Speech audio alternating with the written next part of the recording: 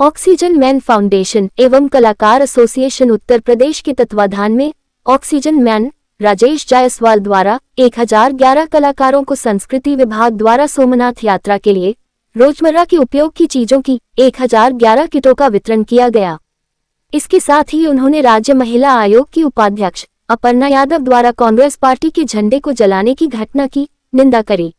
Man foundation और कलाकार association Uttar Pradesh के तत्वाधान में 1000 किट का वितरण किया है कलाकारों के लिए। क्या कुछ कहेंगे, किस लिए ये वितरण किया गया है? देखिए, ये एक यूपी से संस्कृत विभाग की तरफ से कलाकारों की टीम जा रही थी सोमनाथ। तो हम चूँकि कलाकार एसोसिएशन के इस समय उपाध्यक्ष हैं, तो हमारी कमेटी ने डिसाइड किया कि क्यों ना उनके लिए हम अपने कलाकार भाइयों के लिए कुछ ना कुछ इस तरह किट दिया जाए जो उनके रोज़मर्रा की ज़िंदगी उसमें काम आए। तो इसके लिए हम लोगों ने 1011 किट बनवाई अपने कलाकार भाइयों के लिए और उनको दिया मैंने। ठीक है। तो सर, ये ट्रिप कब से है और कहाँ से शुरू हो रही है? ये कल यहाँ से जाएगी, कल यानी 19 तारीख को, ये 19 अप्रैल को यहाँ से जाएगी। सब 1011 लोग यहाँ से जा रहे हैं, जो कि बोलते हैं रेलवे स्टेशन से सभी लोग जाएंगे। अच्छा, तो इसमें पूरे उत्तर प्रदेश के कलाकार शामिल हैं इस ट्रिप पे?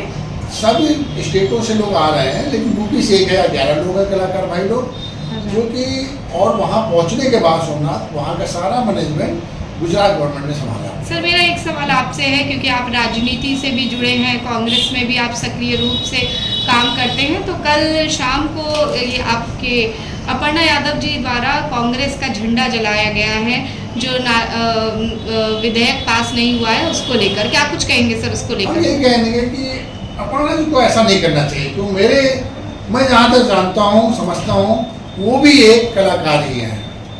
आज वो राजनीति में आई है, आज वो बीजेपी में है, लेकिन वो भी एक कलाकार थे। वो कलाकार के लिए शोभा नहीं देता है कि किसी भी पार्टी के झंडे को जलाना या उसका बहिष्कार करना किसी पार्टी का। क्योंकि इसकी वजह ये है, क्योंकि सभी पार्टियों के अपने एक विचार होते हैं। मुझे लगता है कि हो सकता है विपक्ष में या कांग्रेस या किसी भी पार्टी को बीजेपी का ये विचार या जो भी था महिला विधेयक इसको नहीं समझ में आ रहा होगा, तो इसके लिए किसी पार्टी झंडा जलाने कोई उचित नहीं होता। वो भी खास करके जब कोई एक कलाकार हो, उसको तो एकदम नहीं करना चाहिए सब। सर, पिछले 11 साल में ये पहली बार हुआ है जो संशोधन का कोई भी विधेयक है वो जो बीजेपी ने दिया है वो पास नहीं हुआ है। तो आपको लगता है कि विपक्ष की भूमिका अब काफ़ी मजबूत हो गई है? क्यों नहीं भाई, देखा जाए तो आज की तारीख में विपक्ष बहुत मजबूत हो चुका है। और मुझे लगता है कि बहुत से ऐसे सवाल होते हैं जो उसके लिए सत्ता पक्ष जवाब ही नहीं दे पाती है। उसको समझ में नहीं आता मैं जवाब क्या दूँ। और जहाँ तक मुझे ये लगता है कि चाहे वो विपक्ष हो या सत्ता पक्ष हो, सभी को आपस में एक सामंजस्य बना के रखना चाहिए। ऐसा नहीं होना चाहिए कि मैंने विधेयक पास करा वो पास हो जाना चाहिए। नहीं, विपक्ष किस लिए होता है? इसीलिए होता है ना, पहले कांग्रेस गवर्नमेंट थी, मुझे याद है अच्छी तरह से कि माननीय अटल बिहारी वाजपेयी जी को बुलाया जाता था इसके लिए कि भाई आप अपनी राय दीजिए। वो विपक्ष में थे, फिर भी बुला के पूछा जाता था। यदि आज हमारी सरकार नहीं पूछ रही है तो मुझे लगता है कहीं ना कहीं ये भी एक कमी है सत्ता पक्ष की, जिसको दूर करना चाहिए। तो सर, आपको लगता है क्या 2027 के चुनावों को लेकर विपक्ष काफ़ी मजबूती से अपनी जो उपस्थिति है वो दर्ज कराएगा इस बार? जो अभी माहौल दिख रहा उसके हिसाब से बहुत मुझे लग रहा है कि विपक्ष बहुत अच्छी तरह से चुनाव लड़ेगी है। और अभी कुछ नहीं कह सकते कि इस बार 2027 में कौन सी गवर्नमेंट, कौन सी सरकार आएगी।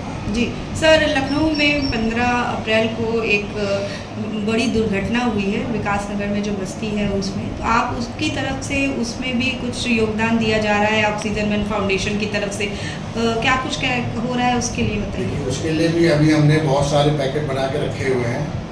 और ये चूँकि अभी मैंने गया था सर्वे करने के लिए, एक तरह से हमारी टीम भी गई, तो ये हुआ कि अभी बहुत सी संस्थाएं वहाँ पे दे रहे हैं, वो यूज भी नहीं कर पा रहे हैं। तो मुझे लगा कि अभी 1-2 दिन रुक जाए, तो आज मैंने पैकेट सब बना के रखे हुए हैं।